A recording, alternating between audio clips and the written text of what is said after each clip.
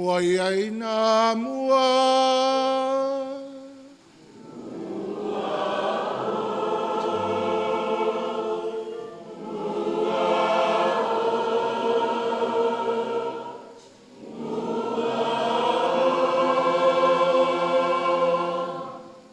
Mua iai nā mua.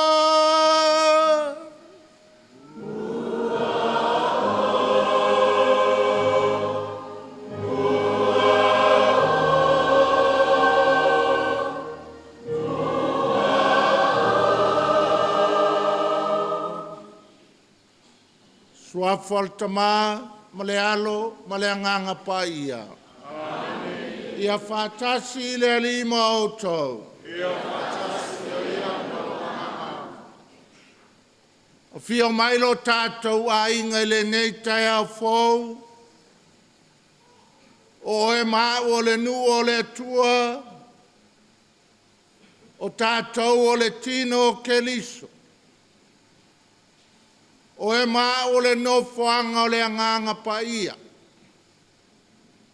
O tātou umalawa o le sakalameta o le whaolatanga. Ia saula ia. Tātou lima whātas. Tātou ave le mua i le tua i le upu ma le ukalestia. Tui le whaitoa le langi a whio mai. Lo tātou tapa au, lo tātou sili ese, e whaamanuia si o tātou matanga luenga. Le whale tolu o e kalesia, i nei le sānganga i le whale whā. E tātou vai malima pēa, i lo tātou whātua i le tātou sāvalinga. Whio mai laua whionga pātele tāmati. Ta mapule o le tātou matanga luenga, ta mapule foi o le Marshall Islands, a mata le luas fuluiva o le masina nei. Whio mai laua whionga pa Telepone Ventura, vai malima le tātou whale tolu o e kalesia, ma lo le ngā lulue. Whio mai le se tolu o le tas tolu pa ia o ti a kono. I to tono le tātou matanga luenga, sa ngato pētelo sānele, o le sulufanga, o le tātou whāta māwhoi leo le patron saint, a le katoliko i Pasifika atoa, e lenga o kousa le moa, e whāka mā i a pētelo sāngele amu ia kākou, o le sangako lea, a le Pasifika a koa o le Oceania. Ia, a whio mai le vasenga o whale kua. A whio mai oe ane o le vi kua. Ia. Tupu mai e le nofo atofi o le tātou matanga luenga, tai fono mo le tau laulau. I laulau e tolu, i le vi, lo tosoa, matufulele. A whio mai. Le loa ma le lasi o tātou matua tausi. E mamalu, mamanai ai, ainga, e kalesia, malenu.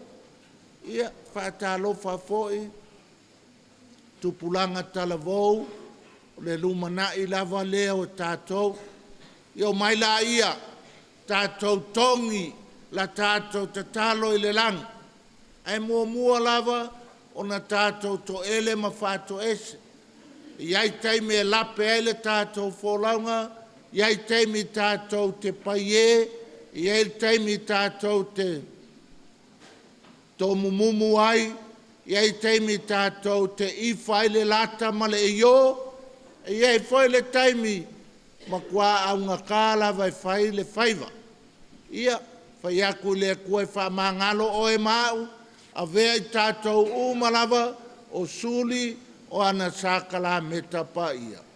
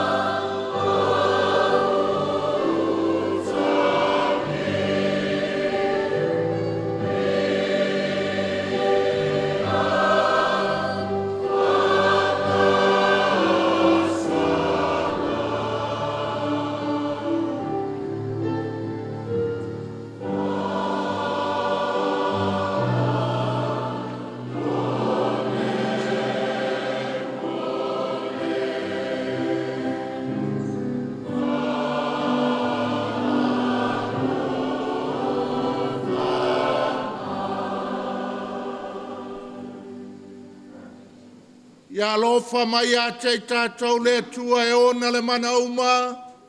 Whamangalo tātou mai a tātou wangasala.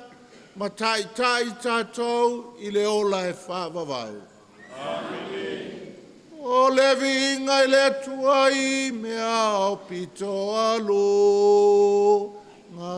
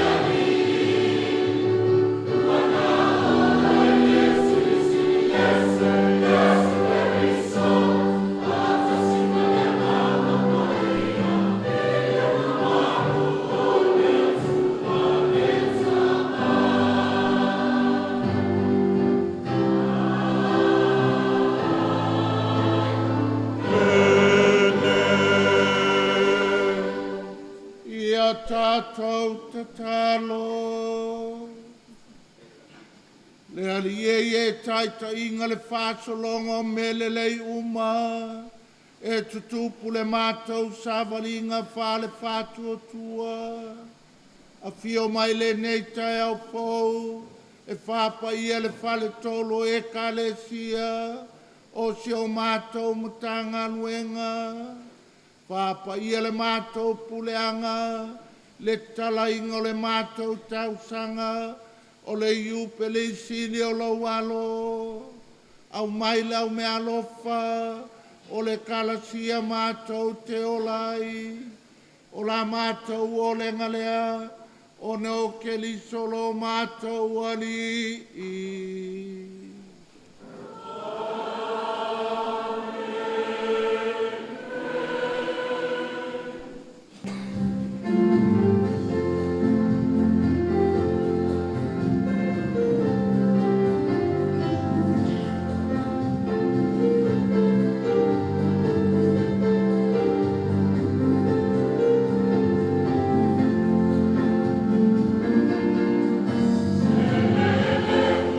Hallelujah.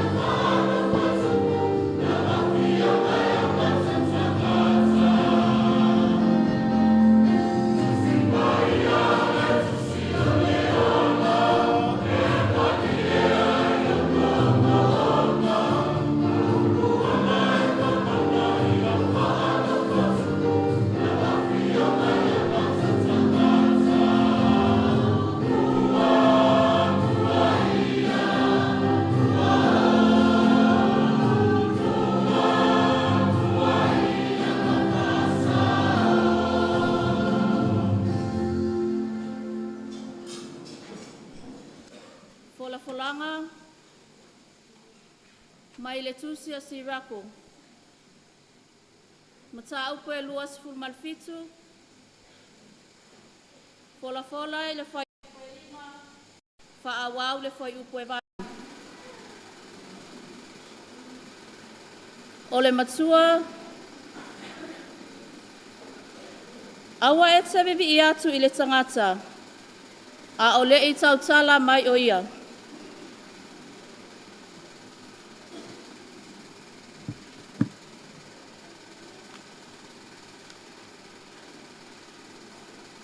Ua lulu ina le lulu wha mama.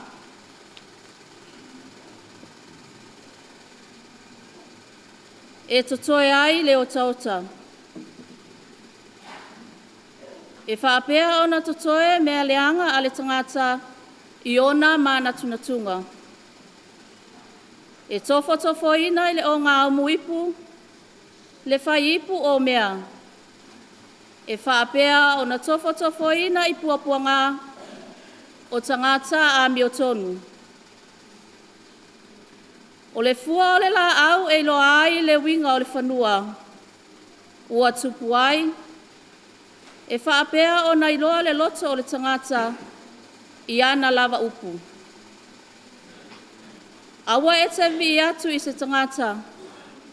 A o le i tautala mai o ia. Awa o le upu e tofo ina ai le tangata.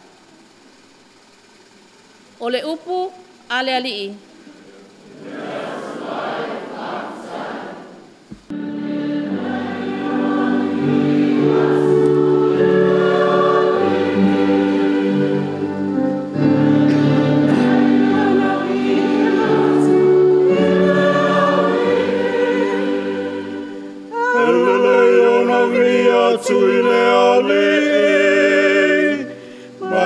Fai pese ngai lo sua fale stile siliese Io tawa tule taia o alofa Io tawa tu foi le polo famaoni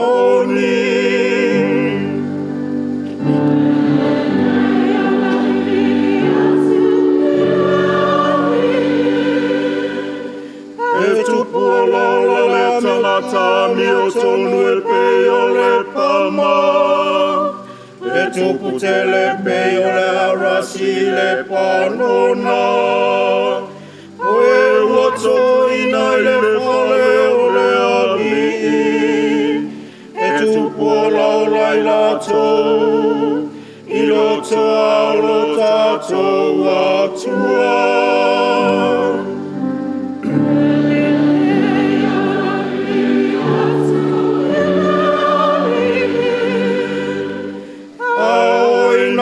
Sina la te fua mai pe alava la lo sima la wola la la to ina ya li tonia olo papaya eleo ya te ya foi se a mio le anga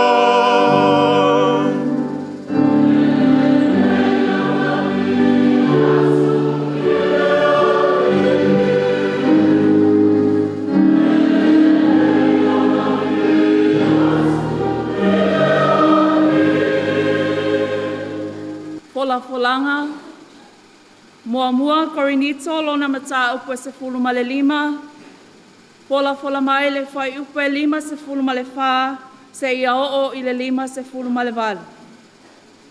O le matua, ua fua ina mai le manu malo ia te i tātou, e ala mai i a Yesu Keriso.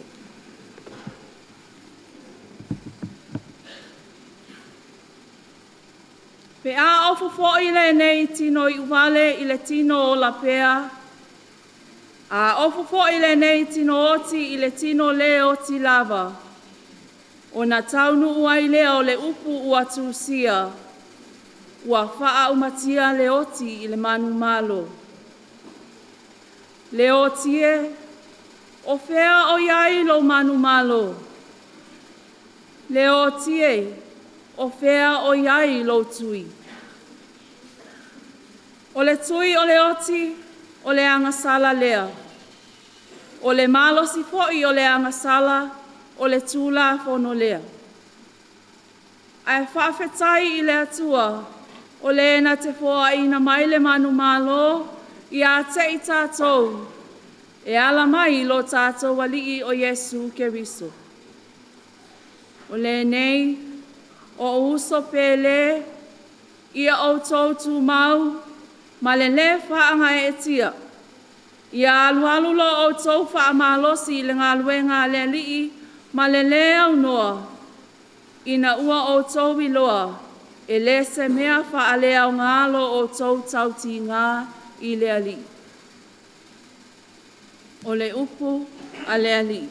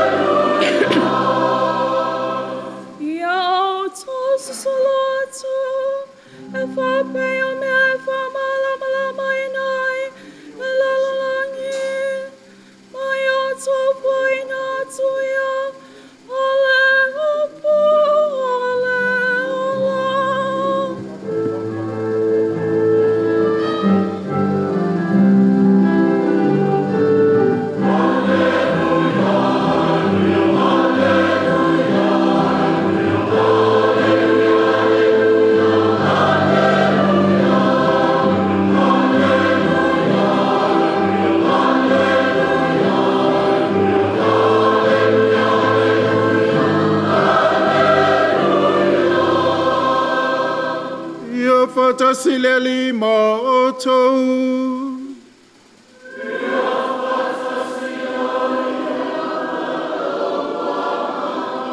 Pola polanga, mai le mani a pai a luka.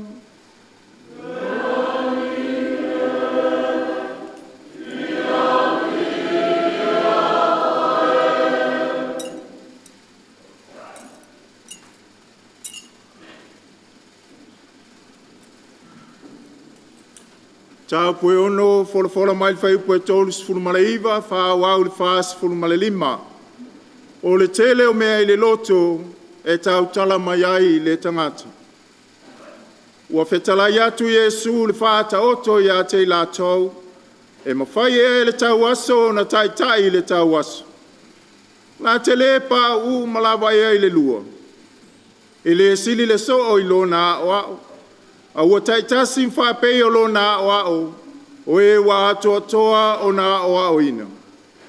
Se ale me te vai atuai le whasi la au le mata o lo uso. Ai le iloe oe le utupoto i lo lava mata. Pe ma whai whape wheo na e whai atu i lo uso e na atu mai ia so e wese le whasi la au i lo mata. Ai le iloe oe le utupoto i lo lava mata. O e nā le whawhia mi o tonu, ia e mua i tia i le utupoto i lo mata, o na i loa le lei ai lea, e u ese le whasi la au le mata o lo uso. E le ai foi se la au le lei e fua mai fua le anga, e le ai foi se la au le anga e fua mai fua le lei. A wala au taitasi malona lava fua e i loa ai. A wai le tau e tangata fua o le mati la au tui tui, la tau tele tau foi se fui vine i le la au talatala. Wa au mai mea lelei e le tangata mi o lelei, i mea lelei wa teu ilona loto. O le tangata mi o le anga foi, wa au mai e ia mea le anga, i mea le anga wa teu ilona loto. A wa o le tele o mea i le loto, e tau tala mai ai le ngutu. O le tala lele ia le li.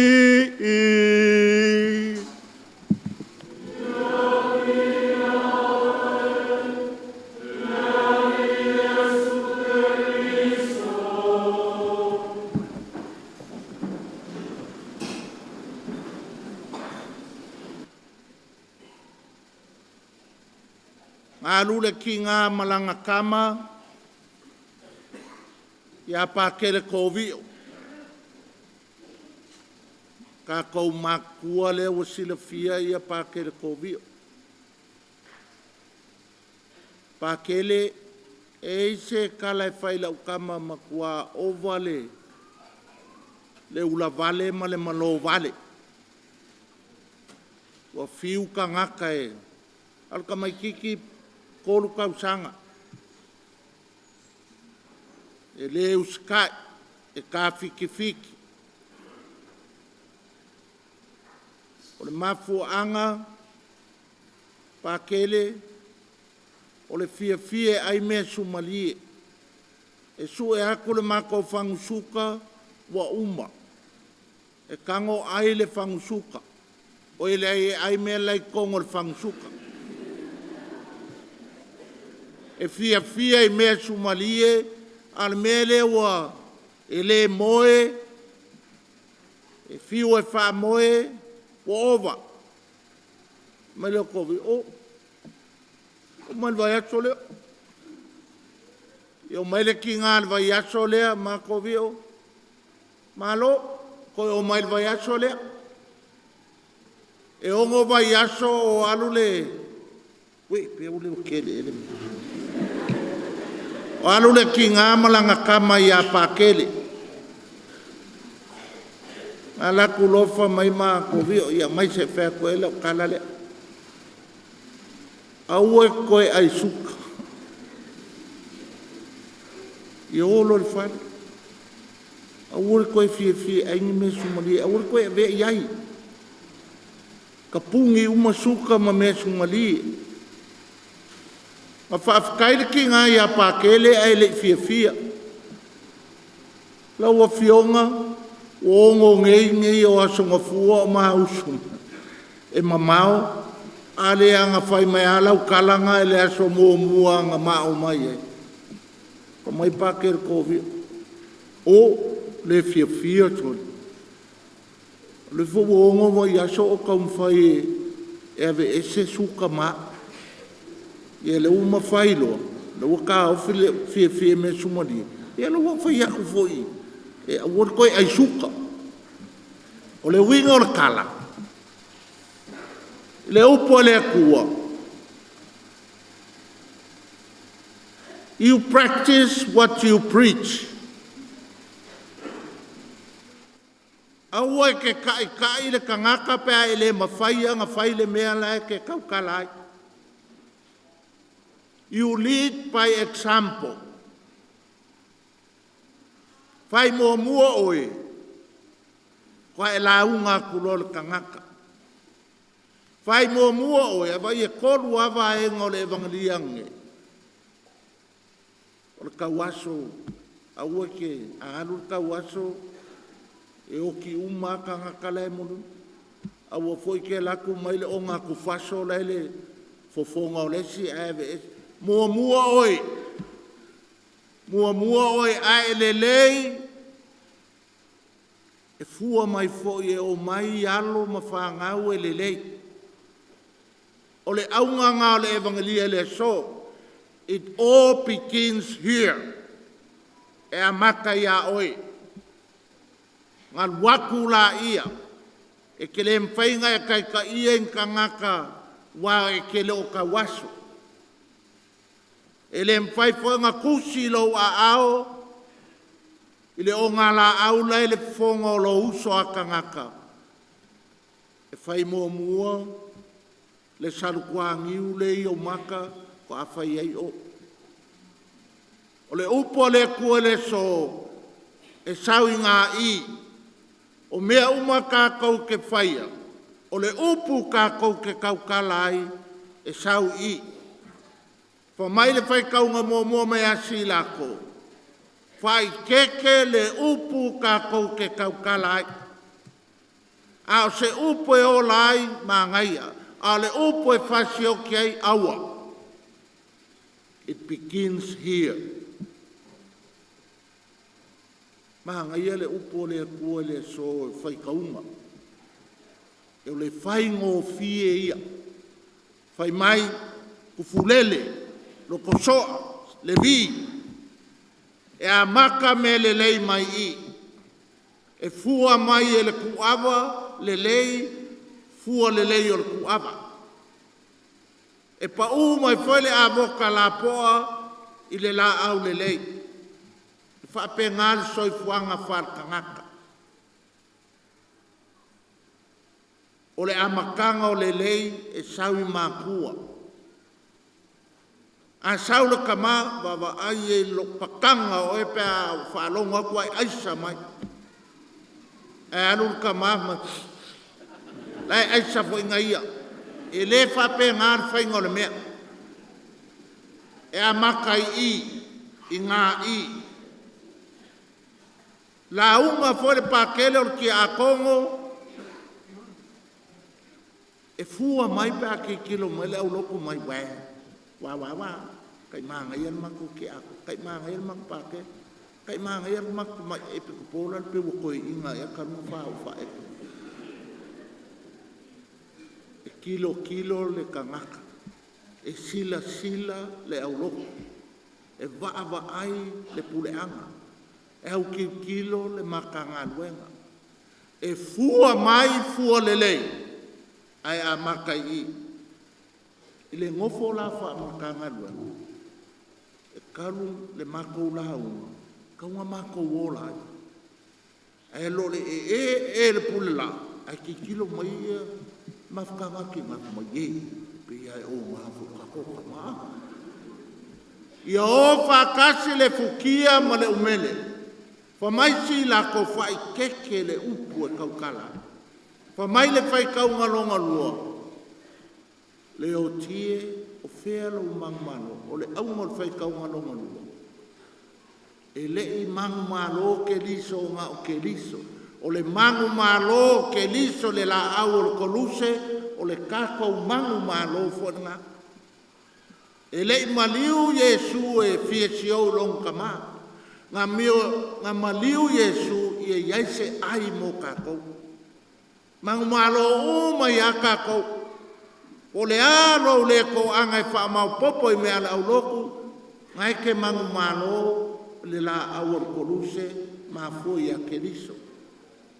O le alo ngofo mai e ke le ka ele, la e ke mangu mano, wa ua maniu, koe ku ke liso mo oi, mo a, mo kakou. A le upu e whala i awa i e Yesu kakou. Mai le mahangai o le kawhakolo le evangelia. E le anu se kawaso, ma ame se kawaso. E anu ka ngaka le lei. E kai ka ngaka le lei. Au e ke baba ai fuo e les kangaka. I o lako vaivainga. Ai pauar ngā kulo kako, ke lo kako. Ka ke lo o ma leanga o le whare kuo ki ako. Ai ka ke le loa kako leanga. O le nice. Paua kako sa mo pen kako whangau me e whape ngā kako. Kako ke poko ke le whaikala whangau o le ainga le kua oi. Mai hi, ke ngoi mati hi. Ai makoe kako wale ai au ki kilo loka loko i whale, o le upu ngā le kua. O le kupu i ngā kupu a ngafi, kupu nge koe kupu whai kai au. E o whai kai au kako e whaia kala le whanga o le siungari. Wha mai le upu le kua, sila a e lawa i ngā i. O le leilo whaku a i ngā kausi. Ave ese mō mua, le ulu pēnga i o whonga, koe a ki kilo e le ulu laku mai o. O le kolu o maka upo le evangelia fa mai fua mai. Ia fua mai le la fa mkala kule kala mo iari. E le lopo feme I can't remember le mea whaere kala i fa akusa divine mercy.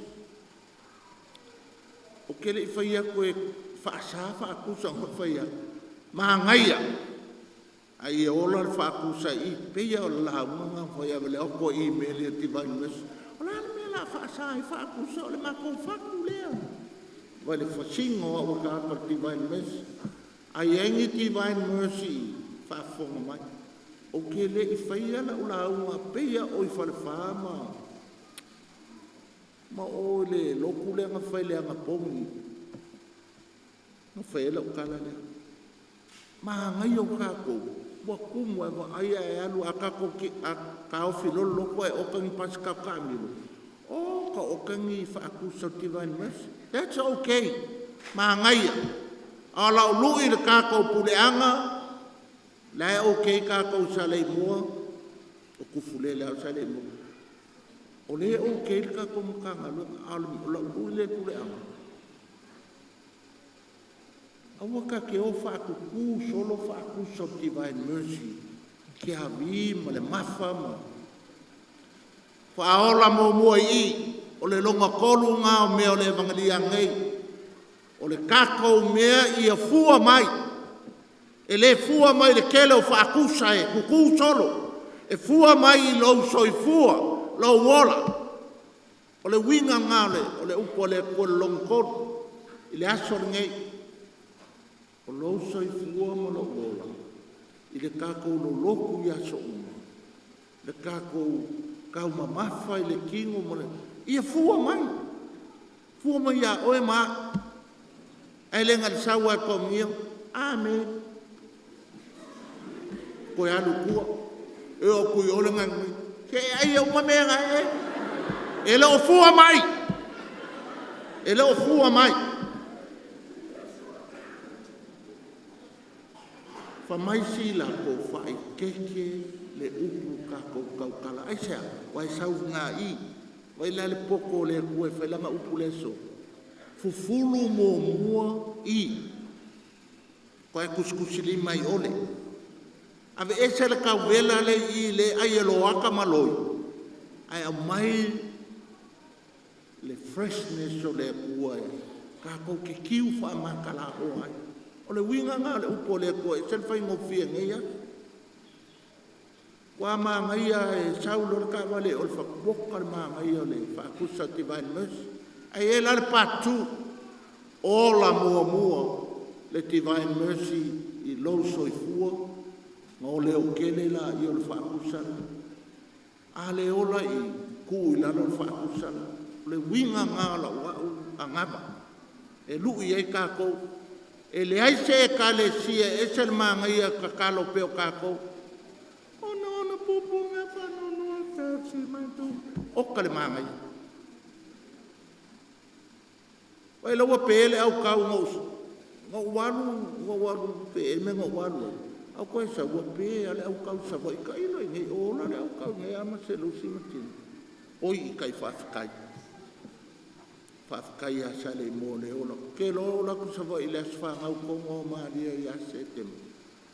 O aso ia. O ke la koe le mi se meo fa ia. O la ku kiki la ku sa makare ke aku ngone e le mangi me o fai mai ale au kau. Ka koi ka lo fai le au kau. Ia fua mai e kolu lava kusi a Yesu ia ka kou. Awa ke anu kai kai les ka ngaka pe a e oki. O le ala le kali o ngeimea. Awa ke anu makuskusi lima fua I ka ngaka o le. Fai momo oe. Fai mo oe. Ia fua mai. Ke loa vai kaunge. Le pe wo ongo e vai aso pe o kako māsang. Ka ilo I ngai kōle ma. O lo ke ngofo ko whama. Ma le pe al pa o ka le ngamu. Ale po mo mua pe el pa. Fiu so chaf kuse kuku le sera. Au sa vale so o fe kus. Ar kai milange sfur fiku o pusa kusila ia. Se la ko luongo o se la la ia. Ma le pe a kuku uma. Ai a koe kikilo ia. Pauanga o le mea. Ele upo kako. Ia la me pa susu. A vea le pe so o le paua. E lui e foi kako e mo o mia le mana malama o keliso. Le kele o le whaafikauli I kokongo a inga mangu mai a kalesia, we need le malama o keliso. O le auri ngei e kakala ele kako kausanga le iupeli. O le ale a ngavo le kausanga le iupeli, ia fai se nganga fou, fa mai si lako fai keke lo kaukala. O le ala me fai fai se nganga fo. Fa mai le longa luange, au ke kusi fua, i le maka o lesi le kau kau ai a bokama, ki kile o i mea ngai kau kau i au fofonga. O le hale mea o mai le mana mau ke liso, fai le nganga fo, mo le alofa. O le kau sanga le upeli, kui fai koa i a kako u malava, fai le loko wha mangano, fai le fai me le leilo kua oi, ai a maka i lo aina. O le mangai o nge kausanga, o le ua so o le pule anga i lau kamasanga, ai kaua lumai i le kako mkanga rue, nga ku ua se umawhai i anga wopala ai a wafia ta mati mati, ka umawhai le mea o kele i alo ese ma le mako mkanga. Ia ko kuri lo fa ke la kula sa ale wo i pai e lua avole langkong o le ava mua mo le ava mulu ia le sa ava mua ia pia lo ava muri ia va anga ye upo fa ka ko mkanga lo awaka ke ula mkanga lo ngi anga ye le e kapu o ko wa ia la umala upuanga le ngengo mai pakela umila kikia le pa ia le fale ko ka kumukanga amu ia o ko patron saint in Saint Peter Chanel o le patron saint foi le Oceana anga le Peter Chanel e pe ai fortuna le au missionana walwa e la lo kifa e la lo fape la give up la koe fo i falangi le au misonga ai maliu lo pe ke lo sanga o lo makoko la koe sala la wale kato i kokongu o Oceana ia sale mo kausi le angama pe ke lo sanga e le fiu e le fiu e le fiu e le give up o le ponga o kako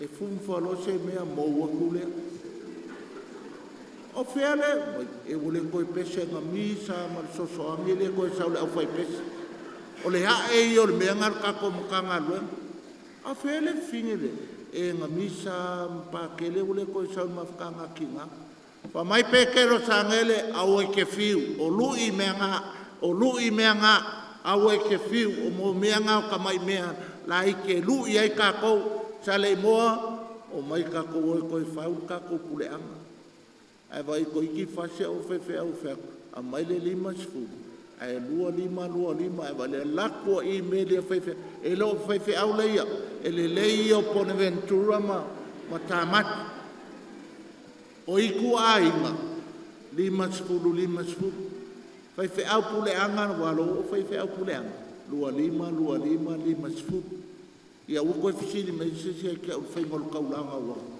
ki akule i mele sei o le afo le fai ngol kaula le la waka o ku lu mol tv a o ko fesili mai se fai ngol kaula e wala vai kala la umika ko misa so tamam le alo mo le ngang pa ia tato tutu lai mo le tau tinonga le tato fatu tua o te fatu tu ele tu e totas ma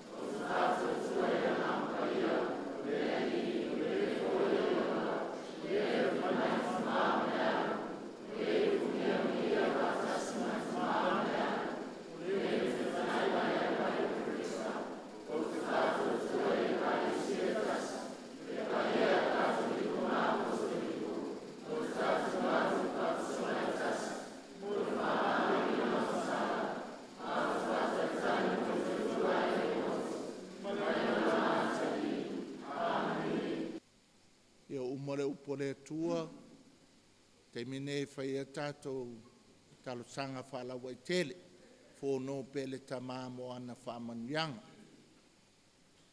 Tātou te talo, mole whaao le ka le sia i le larolangi atoa, le ta māpa ia. O na uso ai pikupo, o le tua i ngasa, o le au no whaboto, ai maise lau whai ngā luenga ngā lue a le atu. O le tātou o le ngalea i le ali i. Tātou manatua, lo tātou taita, le tamā o le pureanga, e ala i lana taitai. Ia iai pēr le anga le leo le atua, ma ia maua pēr so na finangana, au wā le taitaina o le tātou pureanga. O le tātou o le ngalea i le ali i. Tātou manatua le lalolangi atoa whewanta wā. Talo ai mo se file mu. Ai maise ai o se file mu mo le ngase a malo a Samoa. O le tātou o le ngalea i le ali i. Tātou manatua nei o tātou tamā matina mātutua. Ai maise koe o i lātou o whea ngai ma ngase o le tini. Ia iai le wha malo longa alo tātou wali i. O le tātou o le ngalea i le ali i. Tālo mo le wha moe moe a le tātou puleanga i le nei aso. Ina ia wha pēnā o na malutia i tātou ia ao anga le leio lo tātou wali. Ma ia wha tau muwina ma le manuia. Tālo fo i mo le tātou nei ma tāanga wenga ia tofu sia i tātou ma wha manuianga a le atua. O le tātou toi o le ngalea i le alihi. Tu whātase o tātou mōmoonga, le whautua talo le tinapa ia. Se o lofa le sina, ala ngā lofa.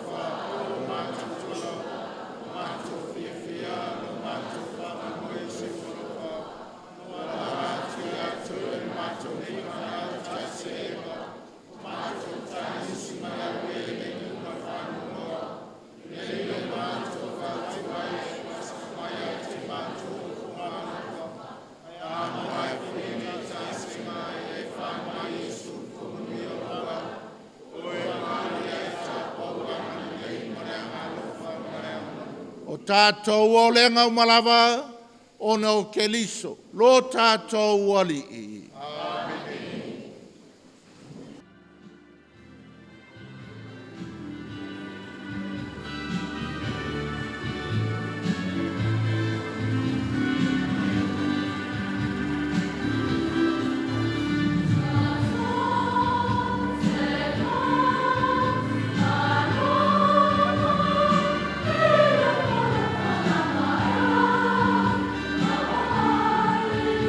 Never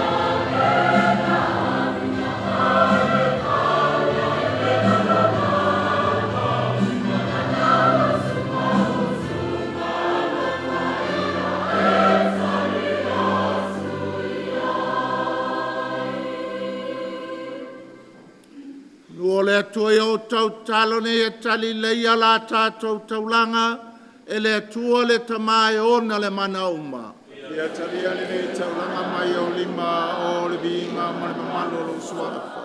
E o ngā foi moi tātou ma le ngai kare sia po ia atua uma. Le atua lo mātou tūpuanga, ia vele nei mōlinga le areto ma le wainga. Mōli atua le whailonga lo mātou alofa, mo le mātou i fonga. Taita inga le mātou matanga luenga, i le ola e whāwawau.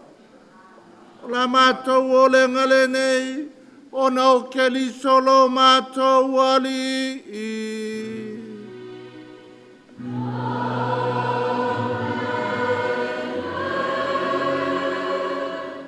Ia whatasi le ali i moto. Ia whatasi o ia manaua. Ina si ai o tō loto. Ia whatasi ai mātou i le ali. Ia tātou whaftai. Le alilo tātou atua.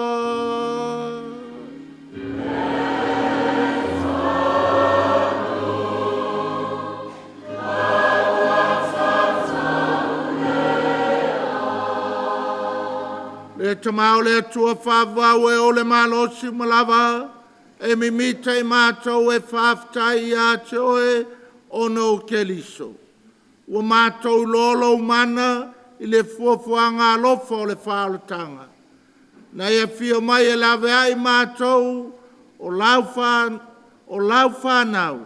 Mana e whingalo e lewa ina taito tasi, mātou uma e fōlinga i lau o fio. Na fuli tua le tangata i lau whawo, a oe o le tangata lava na toi whaia le whale leinga, e ala i lo walo o ke liso.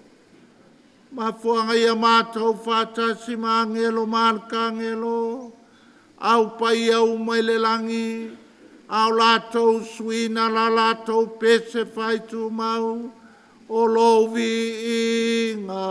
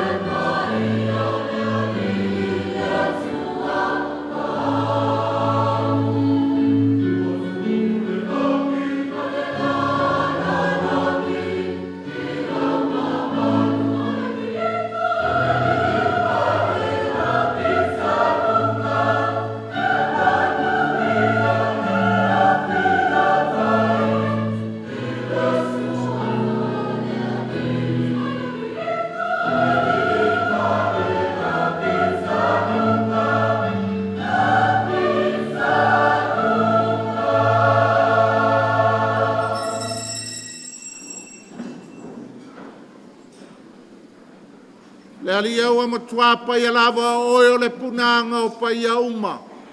A wina mai lo wanganga e whapai ane me alof. A vea i lātou mo i mātou o le tino ma le toto. O lo mātou ali o Yesu Keliso. Au le tui nātou i le oti na ia tali e lo na lava mali e. Na tango i le areto ma vatu i ate o ele whaftai. Tofi e ele areto ma vatu lo na usoo ma le whape atu. I nāwhtango fia iai o tau umalava ma ai iai o lo tino le nei e fwoi natu mo o tau.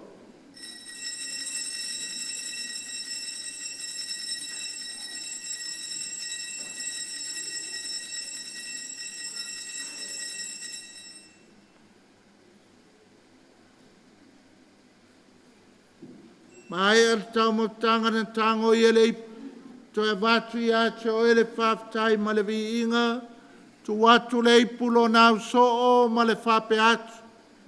I nāwhtango fia iai o tau malava ma whainu iai. O le ipule nei o lau toto. Toto le whenga inga whau ma le whavavau. O le a whamaringina mo o tau ma tangata uma. Mo le whamangalo ina o angsala. I o tau whaia le nei sauninga ma whamanatu i a te au.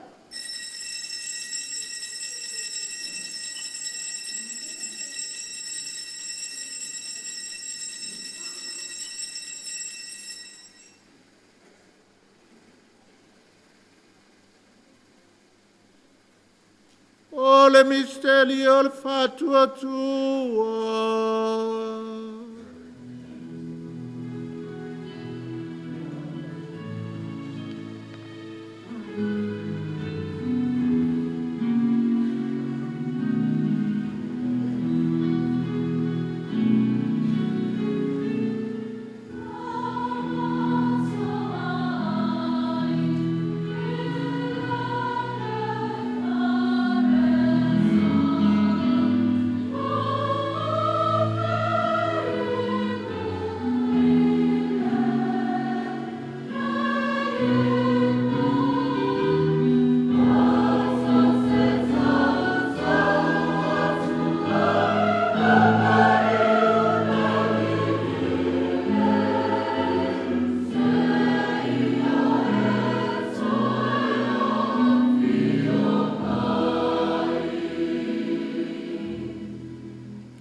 Le whamtungolon maliu malon toi tu mātou te moli a te o ele tamai, le nei a reto le ola, ma le nei ipo o le whaulatanga, mātou te whafta i atu i a te oe, walo i e mātou e tutu i o luma, mau auna i a te oe, fe so an mai a mātou uma.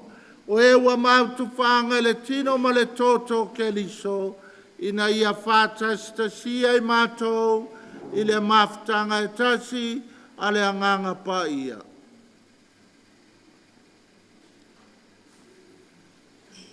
Le ali ia e manatua la we ka le sia i le lalolangi atoa. Ina ia mātou ola i le alofa whatasi ma Francisi lo mātou ta māpa ia. Mo sese lo mātou aki e pikupo, le itua inga sā, le au no fovoto, lau au whai ngā luenga ngā lulue, ia e maise o lau ainga nei ua poto i o luma. Ia e mana tua o mātou uso ma tua whawhine o fo iantu lantou malolonga, ma le wha moe moe le toen tuai. Talia i lantou fantasi ma tangata malili uma, i le malama lama o lau fio. Ia e lo whamai ante i mātou malava, ina ia mātou o ngā mātou te awai fantasi le ola e whawawau, ma Maria le tina tau pou o le antua, Iosefo paiana na tāne, fantasi mā po stolo, sa ngato petelo sa nere lo mātou sulufanga, ma le au paia uma, o e na whātino ina lau fina ngalo i tumpu langa uma. Mātou te fia vivi i ma whane ne fantasi mai lātou i lau fio, e lātu i lo walo o Iesu Keriso.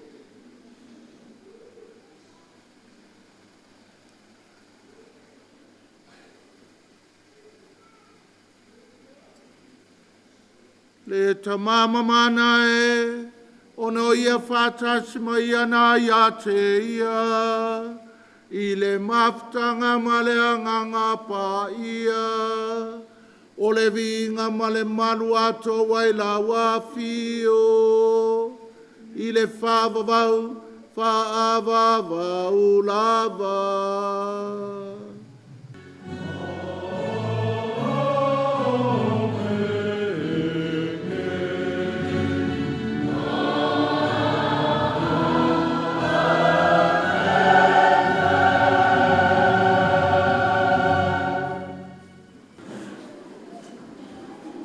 Ia tātou talo ma le whālanglango le tamā, le talo nā wau e ke liso mo i tātou.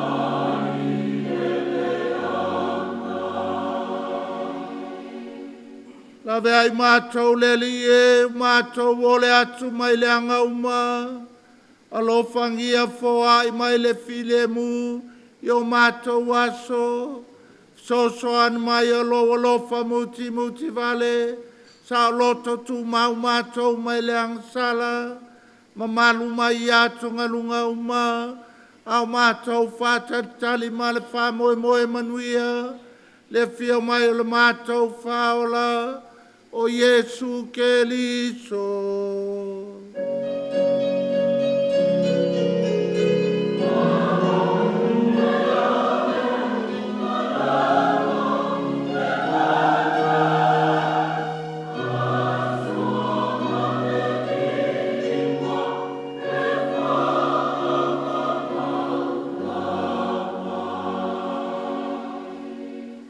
Le lia Iesu ke liso ne fai atu lo apostolo, o le file mua o te tu atu ia te o tou, o lo file mua o te foa ia te o tou, awane ie sila sila ia mātou angasala, a le fatu o tuo lau e kalesia, lo fangia foa ia te ia le file mua ma le tasi, e tusa ma lo finangalo. O le soifua ma pule le whaavavau lava. Ia ia tau tautu maule alofa o ke liso. Tātou peo koptai nei le whainonga o le filemu.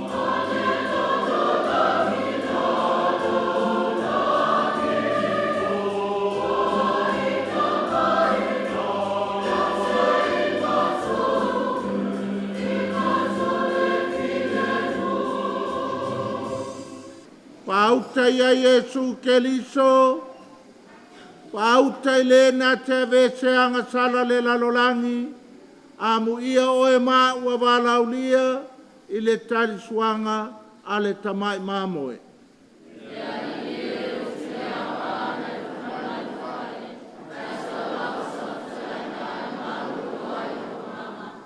Vea tino ma le toto ke liso maua i tātou le ola e whaavavau.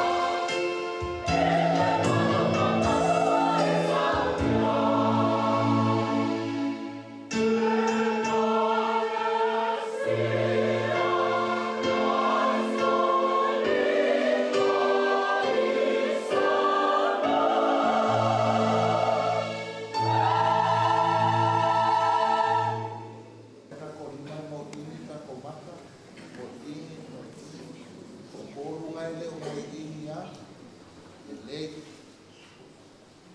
Le tualo mātou tamas, o mai alo mawhanau o le mātou matanga luenga le sanctuario, o le angava alo walo Iesu Keliso, e wha au lava i alo mawhanau, au mai le anganga pa ia le nei tai au fōu, wha pa ia ta maiti lumamea nei, wha pa ia o lātou mātua, wha pa ia o lātou ainga, i o whātasi, i e loa laua fio, e awa mawhalo alo, ma pipi pe i a oe, i le lātou savalina.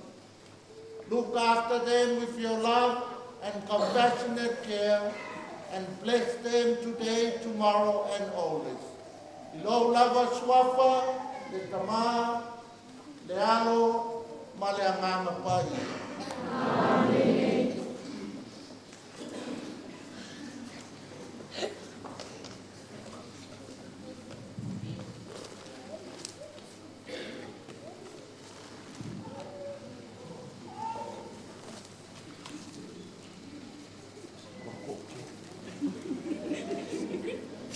Sanga koe whainka mai ki tau sanga ngai.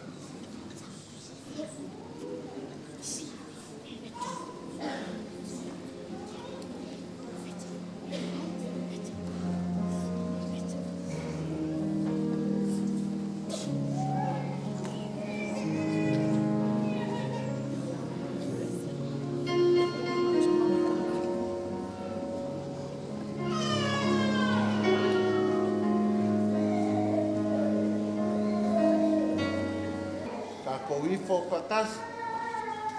Mai se pati mo alam whanau.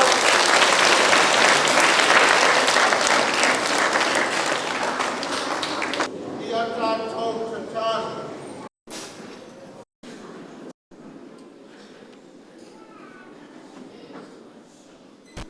Le tuau le whaulatanga. Ia vele nei sa kalameta o whamau sielo mātou mutanga luenga. Ile mātou savalinga, ile nei māsina fōu. Au mai lau whamanianga, ma lau whamalo si au, o le mātou tatalo lea, o no Keliso, lo mātou wali i. Amene. Ai le whaia le talo whai, le anganga a whaftai ma le fia, mo li atu le whamalo le whale tolu o tātou mtanga luenga. Mai maunga tele se yo i se tasi pito i titi. Whamalo le tau pati mai ne yasu. Tau walunga i foi le tamino milo le ake e pikopo i le tātou puleanga. Ia laua maea awa manai o le aso foli nei e tatala i le tātou iu peli sili le faitoa o le manumalu i mulivai le cathedral. O le nganga whaftai, le au whaingan wenga, a mata mai a pātele mpātele, e vasenga o te a kono ma whale tua. Le nofo a tofi o whale tolu, le nofo a tofi o le tātou matanga luenga. I au whai pese tolu, malo, le tāpena, mo vi inga o le atua. O le manei o nei asu. Wa fusia whātasi o tātou e kalesia, pei o na māsani ai. Whaftai foi le au talimisa e mamalu le au talimisa. ka kei loa lava le kau kalimisa. O ise ka momo e solo imu. Ai maangai a kele ko whaafinge ma le auso lea. O ke whai aku la vai ngale ngau mai ma le vai. O ia o rua e whapakele. Ai whamai lesi lesi. E kau kuwa tole. Ma kua unga ka mai ke o i ko fingo le loko. Whakapo sa, whawhelela, whaki a kongo, whapakele o ko finga umanga, whafsosoang. E kau le ingi kanga kai sa le mo o i ko finga. Le anga o ko wa mio